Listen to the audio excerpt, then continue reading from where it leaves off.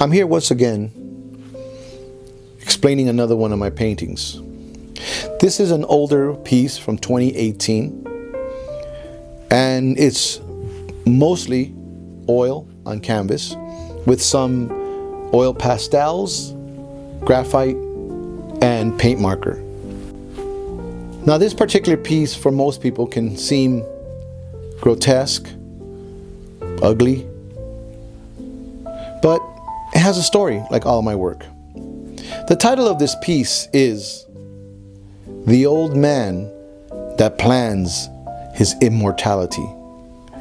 Now, as I have mentioned in some of my older works, the concept of growing old or aging or decaying or life and death is a subject matter that I love to reinterpret in many different ways.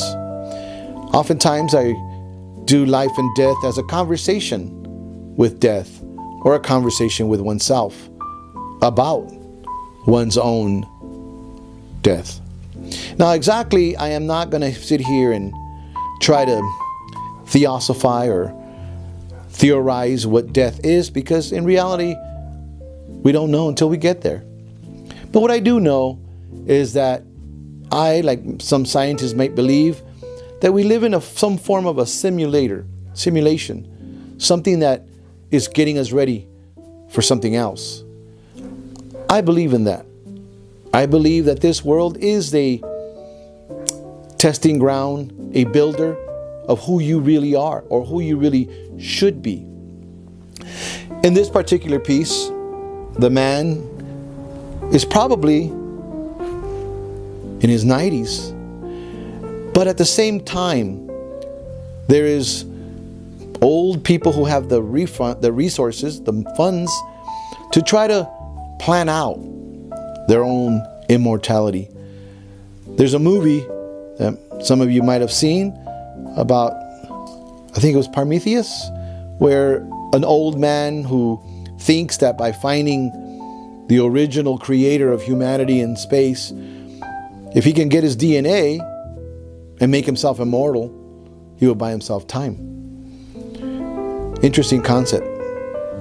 But is that concept so far to comprehend? Because I do believe that when we, or shall I say, when I encountered a relationship with God, I believe God gave me that capacity to begin living my eternal life in the current present moment.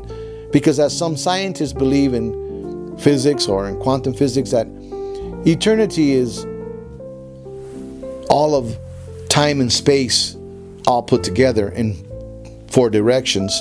If you could see everything in eternity forward and eternity side and all the way around, you would see life in a full picture of what it really is. But because we're finite beings, we're temporary, we can only see snapshots, small Polaroid pictures of time. That's one of the things that Albert Einstein tried to prove with light. When he would pass light through a beam of light through a slice or a hole, he found out that it didn't go straight to the pattern, that it randomized, meaning that we can only see light in a moment. So in this case, this man who probably has a lot of money is thinking whether or not he should create a foundation, create a library, or perhaps a huge building with his name on it. And oftentimes that becomes our way of immortalizing ourselves in time. But at the end, no amount of attempt to immortalize you will ever buy you any more time. Some say there's 2 deaths.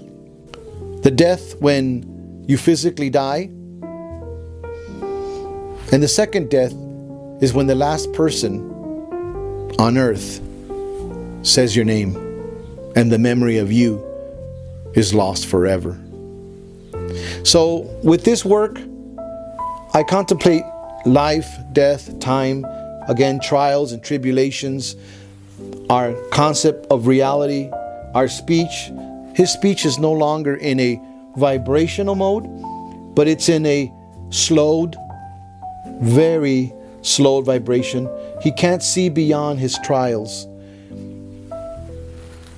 So the message behind the piece is, instead of planning for your immortality, I say live your immortality by being the best version that you can possibly be. Therefore, leaving and planting and cultivating love, hope, peace, joy into the world. Make a change by what you do, not by what you say or by what you see, but by what you do. Make your plan for your own immortality.